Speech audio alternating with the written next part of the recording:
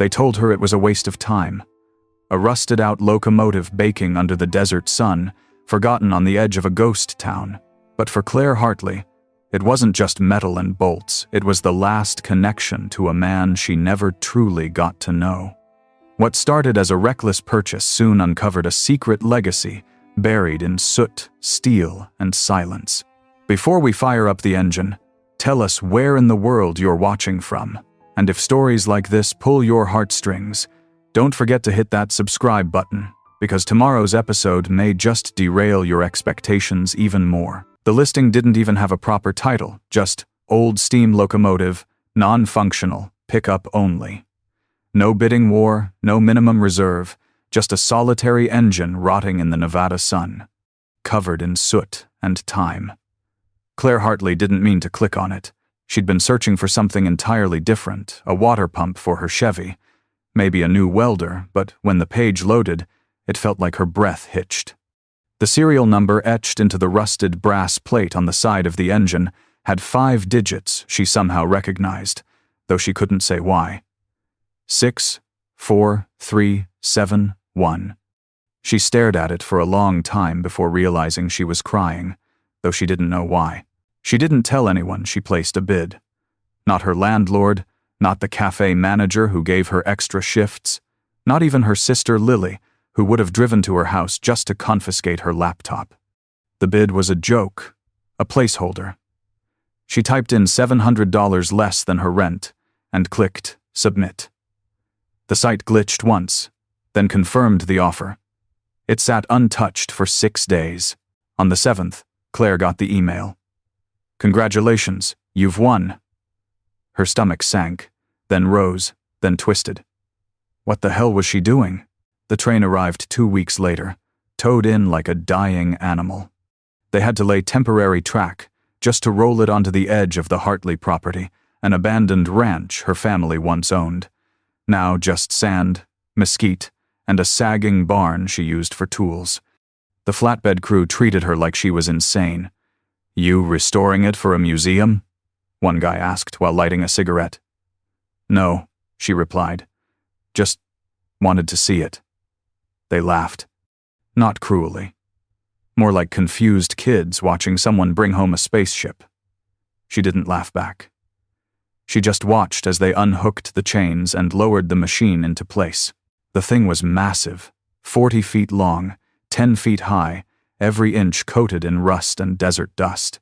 Its smokestack leaned slightly left, and the front coupler was missing entirely. But there was something noble about the way it sat, like it had earned its rest. Claire walked its length slowly, tracing a hand along the side as if it might remember her touch. It didn't, but something stirred anyway. She waited until the crew left, then climbed up into the cab. The metal groaned under her weight. Everything smelled like ash, oil, and old paper. In the corner behind the engineer's seat, wedged beneath a pile of brittle rags, she found a tin box. Flat, square, wrapped in string. She held it in her hands for several minutes before finally opening it. Inside, 3 things. A faded black and white photograph of 2 men in uniform standing beside the very locomotive she now owned. A silver dog tag marked J. Hartley, and a folded piece of paper that made her sit down on the floor of the cab before she even finished reading the first line. "To my firemen. If you're reading this, it means the train made it home." Claire sat on the cold metal floor of the locomotive cab long after the sun dipped behind the hills, her fingers trembling against the fragile paper. The handwriting was neat but shaky, written in pencil that had smudged with age. Her grandfather's name, James Hartley, was signed at the bottom. She hadn't heard his voice in over 2 decades, but somehow she could feel him in every loop and slant of those lines. The letter wasn't long. It spoke of a journey never completed, a secret mission across state lines, and a promise to someone named Red. That name hit her gut, like a wrench to the ribs. Her dad had mentioned it once, late at night after too much whiskey. "Your grandpa used to run with a guy named Red. Swore he was more family than blood." That was all he ever said before falling silent and disappearing into one of his moods, but now that old ghost had a paper trail. The next morning, Claire drove into town with the tin box riding shotgun. She stopped at a local diner that still brewed coffee like it was 1962 and pulled a stool next to an older man with a faded engineer's cap and sun-worn knuckles. Pete Wilkerson had worked on Union Pacific lines for 45 years. He'd known her family once, said her grandfather was one hell of a steam man. Claire slid the photo across the counter without a word. Pete picked it up, squinted, then leaned back like he'd seen a ghost. "Where'd you find this?" he asked, his voice low. "Inside a locomotive I just bought," Claire said. "The number plate's 64371. Pete whistled under his breath and tapped the side of his cup. "Well, I'll be damned. That's the devil's spine." She raised an eyebrow. "Come again?" Pete gestured to the photo. "That's what we called her. Fastest short-line runner west of the divide. They said she could take a mountain curve like she was dancing on rails. Your granddaddy and Red? They were legends. Only thing is..." He paused. "That train disappeared in 1951. Nobody ever figured out where it went. Whole damn thing vanished. Crew, cargo, everything." Claire felt the floor tilt beneath her. "Disappeared how?" Pete shrugged. "Last seen leaving a military depot in Colorado, headed south with a load no one ever confirmed. Never arrived in Nevada. No wreck found. Just gone."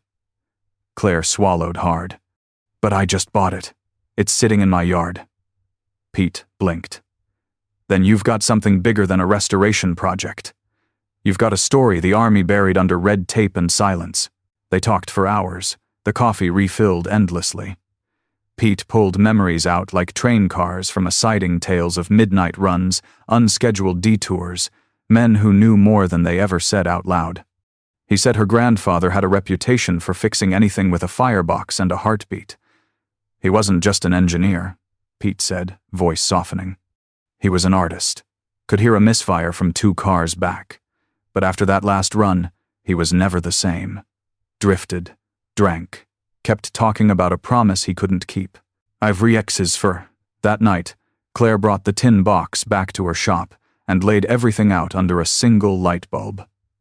She traced her grandfather's dog tag with her thumb, the letters worn but still proud. James Hartley, U.S. Army, 0913742. She flipped it over. Scratched into the back, barely visible, were 4 letters. C. A. B. S. She stared at them for a long time. Not a name, not a place. An acronym? A code? A call sign? The train sat outside her window, its rust catching moonlight like old armor. Claire didn't know what she had stepped into, but it was no longer just about rust or restoration.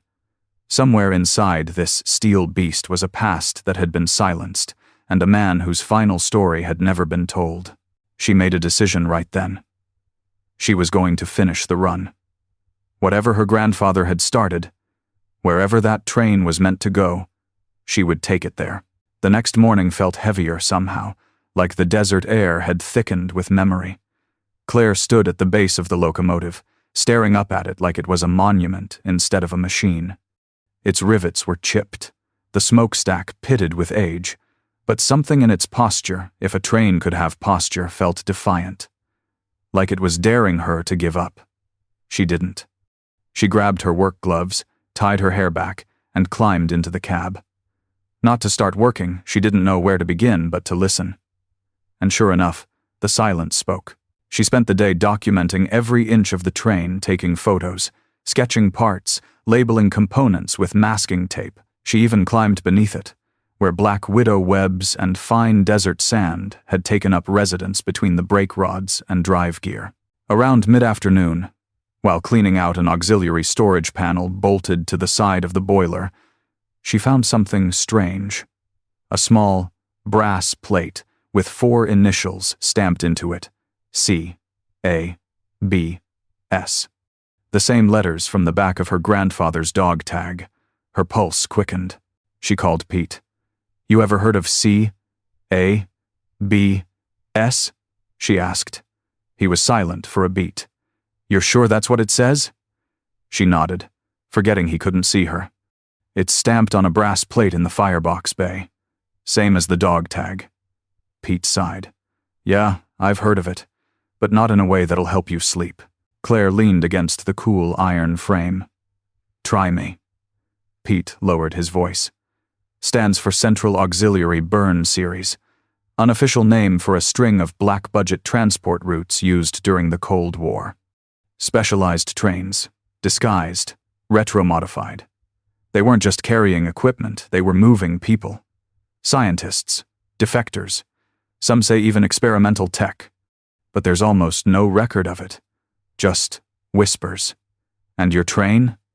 That number 6, 4, 3, 7, 1, it was one of the last." Claire felt like the air had left her lungs. "Why my grandfather?" Pete didn't answer immediately. When he did, his voice was soft. "Because he was the best. And because he knew how to keep his mouth shut." Claire sat down in the gravel beside the engine and watched the wind twist dust into small ghosts. She remembered being 8 years old, sitting in her grandfather's lap as he taught her how to wrap electrical tape around a cracked wire. "Machines don't lie," he used to say, "but men do." That night, she couldn't sleep. The train sat in silence behind the barn, its shadow long and sharp under the moonlight. Claire stared at the ceiling fan spinning above her bed, replaying the phrase over and over in her mind. Moving people. What kind of people? Why secretly? Why by rail? And what did her grandfather mean when he wrote, "If you're reading this, it means the train made it home"? She walked outside barefoot, dust cool under her heels. She climbed into the cab again, holding the dog tag like a talisman, and sat in the engineer's seat. For the first time, she noticed a set of deep scratches in the steel just beneath the throttle names. 4 of them, etched in like a farewell. James, Red, Doc, Haley. No last names, no dates, just ghosts. Claire ran her fingers over the names one by one, then whispered, "What were you all running from?" And somewhere in the distance, beyond the cactus line and hills, a train whistle cried. Not hers, not anymore. But it echoed just the same. It wasn't the soot that made her cough, it was the silence.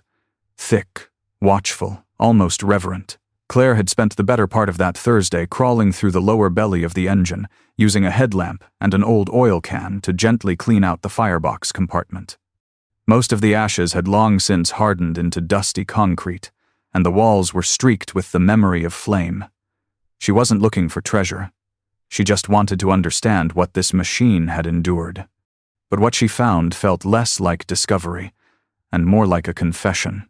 Behind a warped panel in the ash box lining, she spotted a faint seam like something had been welded, then pried open long ago.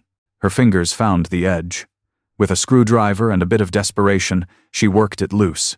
Inside was a dry cavity filled with bundled cloth. She pulled it out, unwrapped it, and stared. A canvas pouch, army issue, the kind used to carry maps or rations, and inside that, a stack of letters, dozens of them. Each envelope was yellowed, edges frayed. They weren't addressed to her grandfather, but from him. The first one she opened was dated April 1951. It began with Red. Just that. No other name. The writing was softer here, like the man wasn't writing for the record but to be remembered. The letter spoke of nights spent fixing blown gaskets in the dark, of moving freight he didn't ask questions about, of the feeling that he and Red were the last ones who still believed in something bigger than orders. He spoke of sunsets from the cab window, of poker games played with coffee beans, of a life that was never quite his until he shared it with another man. Claire's hands trembled. Her grandfather, quiet, stone-faced James Hartley, had never married after the war, never spoke of love, never let anyone in. And here he was, bleeding himself out in ink for a man she'd never heard about until now. And yet, it all made sense. The late nights, the whiskey, the silence, the guilt. She read until her eyes burned. In one letter, James spoke of The cargo never defined, saying only that it was alive with potential and not ours to explain. In another, he hinted at a betrayal, an intercepted message, a diversion en route, and an unscheduled stop that changed everything. The last letter was barely finished. A single page. No date. No farewell. Just the final words. If the train returns without me, tell Red I forgave him. Claire closed the pouch and pressed it to her chest. Something heavy and invisible passed through her, then a grief that wasn't hers, but which she now carried. This wasn't just a locomotive. It was a coffin of secrets, a time capsule sealed by duty, shame, and unfinished love. She called Pete again, asked him what he remembered about Red. Pete paused for a long time. Then he said, Red wasn't a nickname. It was a call sign. The fireman on Hartley's crew. Only a few folks ever knew his real name. He disappeared the same day your granddad did. Some folks said he skipped town. Others said he died trying to protect what they were moving. Depends on who you ask. Claire didn't know which hurt more, that they were forgotten, or that their story had been buried so deep no one even looked for it.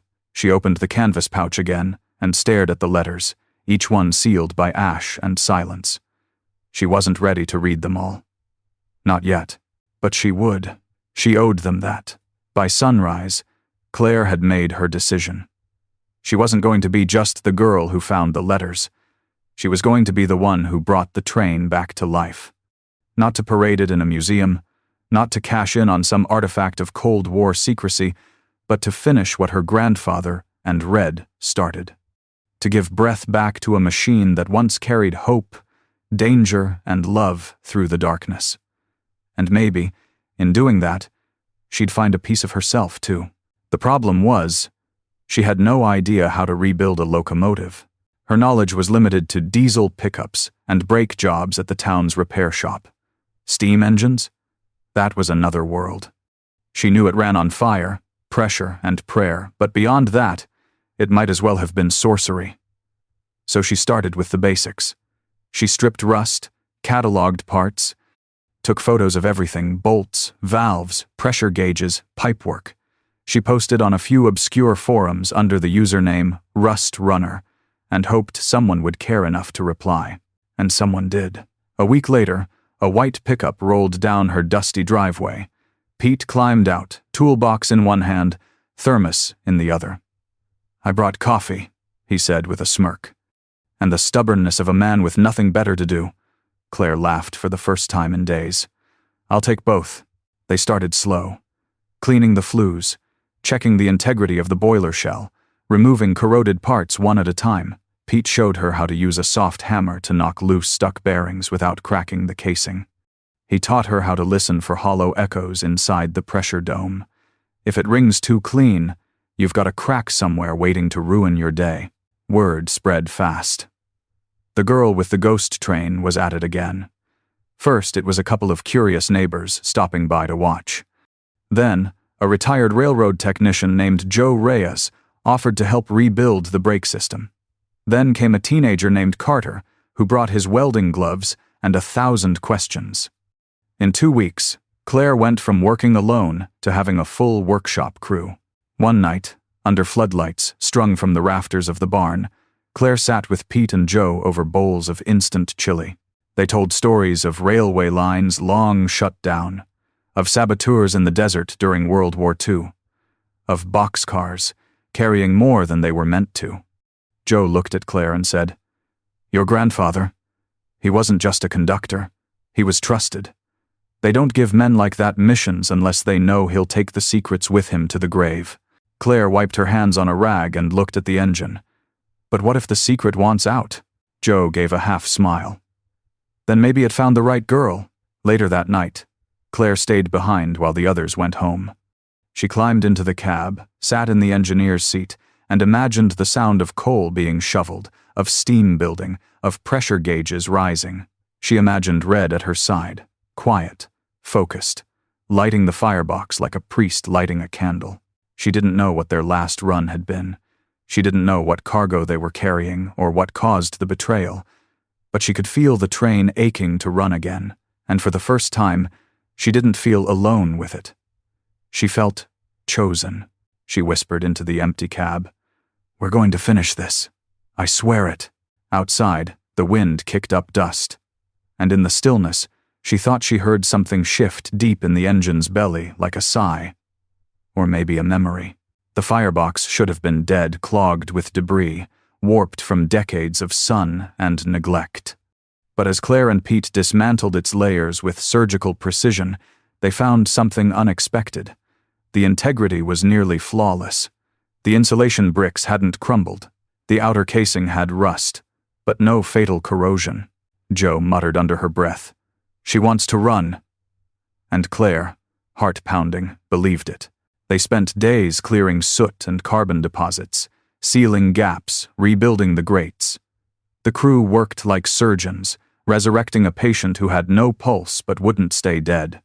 Claire stayed late every night, her arms sore, eyes stinging from dust, but her resolve never cracked. It was like the train gave her energy instead of taking it. One morning, as she cleaned beneath a warped plate at the rear of the firebox, her crowbar struck something hard metal, but thinner than it should have been. Curious, she pried gently and revealed a compartment no bigger than a shoebox. Inside it lay a wrapped cloth bundle. Pete joined her silently, watching as she unwrapped the contents like she was defusing a bomb. Inside, a strange, compact device made of brass and glass tubes. At first glance, it resembled a pressure regulator, but it was too advanced for a 1,950 seconds engine. Stamped on one side were the initials DOTL and a faded serial tag marked Property of Department of Energy, 1951 prototype. Jo's eyes widened. That's not supposed to be here. They took photos and cross-referenced it online. Nothing. Claire made calls, sent emails to retired engineers, historians, even a Cold War museum curator. Only one reply came back from an anonymous address with a single sentence. "If you found that inside engine 64371, you're holding a ghost." Claire couldn't sleep that night. She lay awake staring at the ceiling, the brass device sitting in a toolbox beside her bed. She felt like the air around her had changed, like the past wasn't just whispering, it was knocking. She rose before sunrise, made black coffee, and walked barefoot to the barn. She climbed into the cab, sat with the device in her lap, and said aloud, "What were you carrying?" As if in answer, her phone buzzed. Pete had sent her a photo he'd scanned from an old maintenance manual he kept. It was dated June 1951. In the margin next to a diagram of engine 64371, someone had scribbled a note in pencil. DOTL. Component installed. Consult red before ignition. Claire's hands shook. Consult red. That meant Red wasn't just the fireman, he was part of whatever program built this thing. The plot wasn't just deepening, it was folding in on itself. That afternoon, the crew returned and reassembled the firebox. When the final bolts were sealed, Claire climbed into the cab and stood beside the ignition lever. She didn't start the fire. Not yet. But she placed the DOTL device gently back in the hidden chamber and sealed it once more. She wasn't ready to explain what she didn't yet understand, but she felt it, that low, warm hum of purpose. The kind her grandfather must have felt every time he climbed into this cab. The machine wasn't just ready to run. It was remembering how. The night the flash flood came, it didn't bring much water, just enough to carve through the sand behind the barn like a finger through dust. When Claire walked the tracks the next morning, she noticed something new. A thin crack running alongside the foundation of the engine's tender car. Curious, she slid her crowbar between the seams of the rusted panel and pried gently. A small section of metal peeled away like old bark, revealing a dry hollow packed with oil-stained rags and a single, rolled-up tube sealed in wax. It wasn't labeled. No dates, no stamps, just weight and silence. Back at the shop, she cleared the workbench and unrolled it carefully under the hanging light. It wasn't a blueprint, not exactly. It was a manifest. A list of items loaded into engine 64371 before its final run. Some of the entries were mundane: spare brake shoes, water barrels, coal. But as her eyes moved lower, the handwriting changed. Finer, more deliberate. The cargo list turned cryptic. Crate 7 amperes. Biological transfer medium. Sailed. Case 12. BDOTL. Prototype. Red oversight. Only. Pouch 4. Gift. Unregistered. Final entry. Code orange override document. Fireman copy only. Claire stared at the word gift. In quotes. No details. No notes. The implication was obvious: someone aboard that train had been carrying something off the record. And if it was with Red, then her grandfather had known, had helped, maybe even protected it. She sent a photo of the manifest to Pete. He called 5 minutes later. "Where'd you get that?" She hesitated. "Behind the tender." In a sealed panel. His voice was tight. "You need to lock it up. That's not junk, Claire. That's history no one wanted to survive." She printed a copy and brought it to Joe, who looked like someone had punched her in the gut. "You ever heard of a biological transfer medium?" Claire asked. Joe nodded slowly. It was Cold War code. Sometimes they meant chemical agents. Sometimes human assets. Claire didn't speak. She didn't have to. Her grandfather and Red hadn't just been hauling materials. They were transporting something or someone the government wanted hidden, and maybe never delivered. She pulled out the letters again that night, searching for clues. In one dated June 17th, 1951, 2 days before the engine vanished, James wrote, "We've got eyes on us, Red. I saw the man from Carson Station again, pretending to inspect the brake lines, but he was looking in the cargo manifest. I won't let them derail us. Not this close." Claire felt the weight of the letter in her hands. Carson Station was only 40 miles east. She remembered driving past it as a kid, a broken-down terminal with rusting tracks and busted windows. But if something had happened there, maybe someone had kept records, even scraps. The next day, she drove out to Carson. Dust blew through the ruins. Metal screamed in the wind. But in the old telegraph shack, buried beneath rotting boxes and a pile of split chairs, she found it. A binder marked June 51, logs. She flipped pages until she found it. One final transmission. No Morse, just handwritten and brief. 64371 diverted. Code orange. Contact terminated. No arrival. Claire sank into the dirt, the binder shaking in her hands. Whatever happened to engine 64371 wasn't an accident. It was an erasure, and she had just uncovered its first breath back to life. Claire didn't drive straight home. She parked on the edge of a dry creek bed and just sat there, the June 51 logbook on the passenger seat, her hands still dust-streaked from Carson Station's ruins. She stared at the pages like they might rearrange themselves, offer a better ending, but the last transmission stayed the same. 64371 diverted. Code orange. Contact terminated. No arrival. It read like a death certificate for a train that wasn't supposed to return, but somehow it had. And now it sat behind her barn, a steel witness to a past no one was supposed to remember. That night, Claire laid out every document she'd found. Letters, manifest, photos, notes from Pete and Joe, and started drawing lines between them. The DOTL device. The cargo called the gift. The biological reference. The sudden disappearance. It all painted one picture. This locomotive had been part of something buried. Maybe illegal. Maybe humanitarian. Maybe both. But more than that, it was personal. Her grandfather's name wasn't just part of the file, he was the heart of the mission. She couldn't sleep. At 3:27 a.m., her phone buzzed. Unknown number. The message read, "You're not the first to look, but you might be the last to find." No signature. No context. She stared at the screen until the backlight faded. The next morning she called Pete and told him everything. He was quiet on the other end. Then he said, "There's someone you need to talk to." Name's Ellis Boone, old railway man. Used to work intel adjacent during the Korean conflict. If anyone remembers Red, it's him. Claire drove 2 hours west to a retirement home tucked between cotton fields and low hills. Ellis Boone was 92 and sharp as a knife. When she showed him the picture of the train, his hands twitched. "That's the bird," he muttered.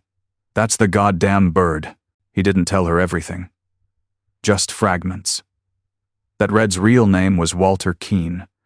That he and James Hartley had volunteered for something they didn't fully understand. That the train was meant to bypass all known stations and deliver a passenger singular to a facility that didn't officially exist. But they never made it. Boone said the government wrote it off as an engine fire, used a look-alike train for the cover story, and sent out forged death notices. Claire's voice cracked. But the train came back. Boone's eyes glistened. Which means it never failed. They finished the run, or buried it halfway. Back in Glenfield, the restoration crew was waiting. The engine was nearly whole now, firebox rebuilt, brakes responsive, body panels sanded and glossed. All that remained was the ignition system. Claire climbed into the cab and opened the hidden compartment, where she'd reburied the DOTL device. She held it in her hands like it might still be warm. Joe stood at the base of the cab stairs. "You ready to fire her up?" Claire looked down. Almost. She reached into her back pocket and pulled out the final envelope she'd never opened, the one tucked inside the last corner of her grandfather's pouch. It wasn't addressed to Red. It wasn't a love letter. It was labeled simply, "To whoever finds her." She opened it slowly. "This train is more than steel. It carried things we couldn't talk about and hopes we didn't think we deserved. If you've found her, then maybe you've found what we lost. She's yours now. But know this, if you run her again, you'll wake more than just an engine." Claire folded the letter gently, slid it into her shirt pocket, and looked out over the yard where dozens of townspeople had gathered in silence. The train was ready, but the past wasn't done with her yet. The day of ignition arrived like a funeral in reverse. Gray skies cleared just before noon. Locals who had once laughed at the ghost train girl now stood shoulder to shoulder in silence, some with hands over their hearts, others holding coffee in rusted thermoses like they were attending a vigil. Children perched on shoulders. Veterans stood in full uniform. No one played music. No one spoke. They were waiting for something none of them could name. Claire stood on the locomotive steps in a denim jacket that had once belonged to her grandfather, his dog tag tucked into the inside pocket. Beside her was the final item she'd debated using for weeks, the brass DOTL device. It sat in a glass case near the control panel, untouched since the day she found it. But this wasn't just a restoration anymore. It was a resurrection. Pete handed her a set of keys, one of them blackened from fire, the other new. She took both. "You don't have to do this," he said quietly. "Some things are meant to stay buried." Claire looked at the massive red-painted drive wheels, now gleaming under fresh oil and Sunday. And some things deserve to breathe again. She opened the ignition valve. The hiss of steam hit the air like a whisper rising from a coffin. The gauges trembled. The firebox, lit an hour earlier, glowed orange, like a heart remembering how to beat. Then she engaged the DOTL mechanism. Nothing happened. At first. Then, the sound low, guttural, beautiful. A vibration so deep it felt like it moved through the bones before the ears could register it. The train exhaled a thick plume of black smoke through its stack, coughing up 50 years of silence. The ground rumbled beneath them. And then, the whistle. It was long and sorrowful. Not just a horn, but a cry. A sound that pulled tears from old men and stories from sealed lips. Claire closed her eyes and imagined Red and James standing behind her, nodding, proud. As the train creaked forward just a few feet, the crowd gasped, and from the back of the group, a voice called out, "She runs!" Claire didn't plan to drive it far. The tracks behind the barn stretched less than a mile before they vanished into overgrowth, but that mile felt holy. With Joe and Pete riding along, She eased the throttle, adjusted the regulator, and let the wheels bite the rails. It moved like it remembered awkward at first, then smooth. Each piston stroke felt like a heartbeat, slow and strong. As they approached the end of the track, she saw something. A figure standing alone beyond the brush. He wore a brown jacket, stood tall despite a cane. His silver hair whipped in the wind. Claire brought the engine to a slow stop. She climbed down from the cab, boots crunching gravel, and walked toward him. "Ellis Boone said you'd come," he said. Claire's breath caught. "You're Red?" He nodded once. "Walter Keene?" She stood frozen, not with fear, but awe. "You survived." "Barely," he said. "But when I heard the engine was moving again, I had to see for myself." Claire reached into her pocket and pulled out the letter from her grandfather. "He never stopped writing to you." Red's face tightened, his jaw trembling. He reached for the letter like it was a photograph of someone he'd lost in war. As he read, his knees weakened, and Claire caught him. "I tried to go back," he whispered. "They wouldn't let me. They said he was gone, that it was over, but I never stopped listening for the whistle." Claire helped him to the cab steps. "You want to take her the rest of the way?" she asked. He smiled through tears. "Only if you ride with me." The engine breathed steam around them, the sun dipping low behind the hills. And somewhere in that hollow sky, the ghosts began to rest. The whistle cried one last time before the sun fell behind the ridgeline, its sound carrying across the valley like a memory being sung home. Claire sat beside Red Walter as he guided the engine back down the short mile of track they'd prepared. His hands, though older and unsteady, still moved with grace across the levers, like fingers on a familiar instrument. Claire didn't speak. She didn't need to. This was his run. One final echo of something unfinished, now whole again. When they rolled to a stop in front of the barn, the crowd erupted. Not in chaos or cheer, but something deeper. Applause that came from the chest, from the soul. Walter climbed down slowly, eyes wet, knees aching, but he stood tall. He turned to Claire and handed her something small, his original fireman's pin, still tarnished and warm from his coat. "He would have been proud of you," he said. "Hell, he probably never stopped riding with you." Claire didn't trust herself to speak. She only nodded, then hugged him. Not just for her. For the grandfather she never really knew. For the man who'd written all those letters in smoke and ash. For the train that carried them all this way. In the days that followed, the story spread. National outlets called. Museums offered money. Government representatives showed up politely asking questions. Claire declined every deal. She didn't want to sell a mystery. She wanted to protect a memory. Instead, she used the funds donated by the town and former rail workers to do something unexpected. She laid 10 more miles of track. Not for show. For journeys. She and Pete and Joe formed a non-profit restoration line. They named it the Hartley Line. A living museum where forgotten machines and the people who built them got one more shot at being remembered. She also started giving tours, not just of the train, but of the story. She read her grandfather's letters aloud on weekends, letting the words find new ears. People came from hours away just to hear about 2 men who drove a ghost train into history and disappeared into myth. Veterans left medals at the base of the engine. Kids sketched drawings of steam plumes and wrote, "Thank you," in crayon on her workbench. One day, a young girl named Evelyn walked up after a tour. She was maybe 11, ponytail lopsided, holding a toy engine in her hand. "I want to be a train engineer like you," she said.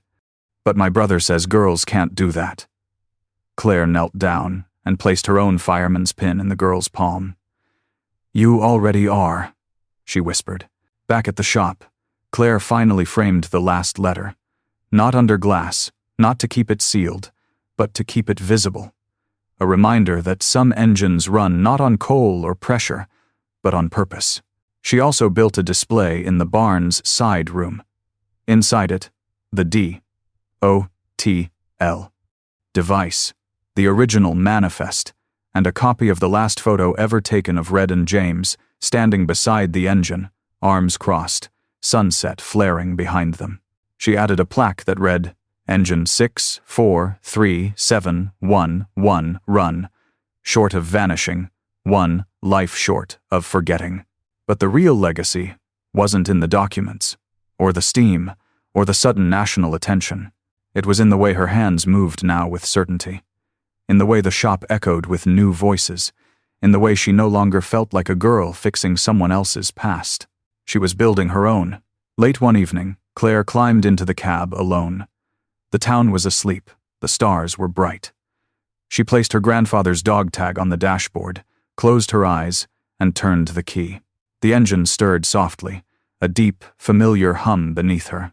And in that quiet moment, with the past finally at peace and the rails stretching forward like veins of destiny, she whispered what she'd always wanted to say. "We finished the run, Grandpa."